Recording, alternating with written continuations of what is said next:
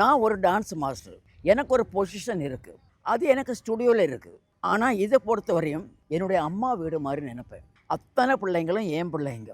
அத்தனை டீச்சரும் நமக்காக அவங்க சஃபர் பண்ணுறாங்க. நம்மளும் அவங்களுக்காக இது பண்ணணும். நீங்கள் நம்பினா நம்புமா, ஒவ்வொரு புரட்டாசி மாதமும் நானே சமையல் பண்ணுவேன். ஏன்னா எங்கள் வீட்டுக்காருக்கு என் சமையல் தான் பிடிக்கும்.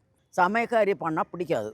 சமையல்காரி ஒரு பக்கம் பண்ணது இருக்குது. நான் ஷூட்டிங் மெட்ராஸ்லேருந்து ஷூட்டிங் போனால் கூட அவருக்கு சமையல் பண்ணி மாடியில் ரிஹர்சல் பார்த்துட்டு கீழே வந்து சமையல் பண்ணுவேன். அந்த மூமெண்ட்டை ப்ராக்டிஸ் பண்ண சொல்லி அசிஸ்டண்ட்டை விட்டுட்டு கீழே வந்து நான் மாமான்னு தான் அவரை கூப்பிடுவேன்.